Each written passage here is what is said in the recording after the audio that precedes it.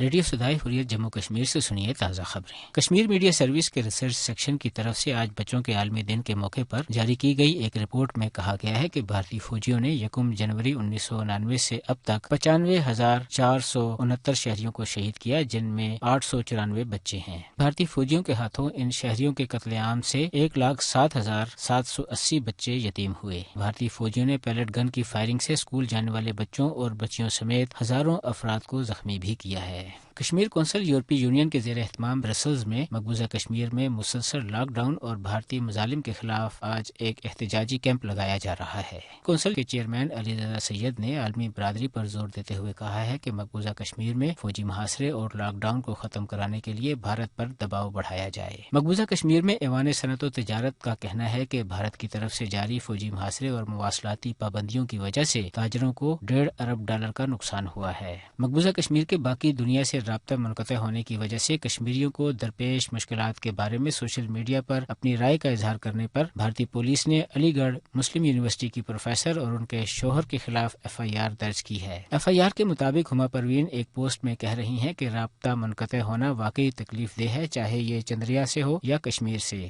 ہما پروین نے میڈیا سے بات کرتے ہوئے کہا کہ وہ مقدمہ درج ہونے پر حیران ہیں۔ ان کا کہنا تھا کہ وادی کشمیر کے لاک ڈاؤن کے دوران اپنے شوہر سے رابطہ نہ کر سکنے پر انہوں نے کوئی غیر مناسب چیز نہیں لکھی۔ اس کے ساتھ ہی خبریں ختم ہوئیں۔ مقبوضہ ریاست میں جابرانہ قبضہ برقرار رکھنے کے لیے بھارت کی ہندو انتہا پسند سرکار نے نہتے کشمیریوں کے خلاف ظلم و بربریت کی انتہا کر رکھی ہے۔ فوجی لاک ڈاؤن کے علاوہ انٹرنیٹ سروس اور مواصلات کے دیگر جدید ذرائع پر مسلسل پابندی عائد ہے۔ کشمیری عوام بھارت کی عملداری کو کسی طور بھی قبول کرنے کے لیے تیار نہیں ہے۔ جموں شہر کے لوگ بھی ان جبری پابندیوں کے خلاف اور اپنی آزادی کے حق میں نعرے بلند کر رہے ہیں۔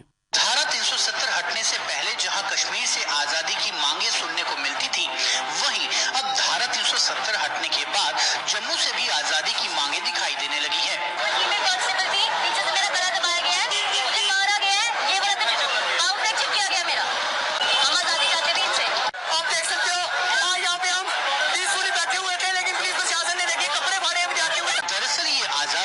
جموں کے چھاتر ان قانونی ڈنڈوں سے مانگ رہے ہیں جو انہیں وبھن مانگوں کے ساتھ ساتھ موبائل انٹرنیٹ سیوا بحالی کی مانگ کرنے پر سہنے پڑ رہے ہیں۔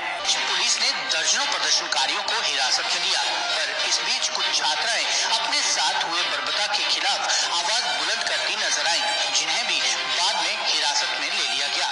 یہ بات اب ناقابل تردید حقیقت کا روپ دھار چکی ہے کہ بھارت چاہے جتنا زور لگا لے وہ کشمیریوں کے دل نہیں جیت سکتا، بلکہ مودی سرکار نے مقبوضہ کشمیر کے حوالے سے جو ظالمانہ اقدامات اٹھائے ہیں اس کی وجہ سے بھارت کے خلاف کشمیر کے عوام کی نفرت اور مزاحمت کئی گنا بڑھ چکی ہے۔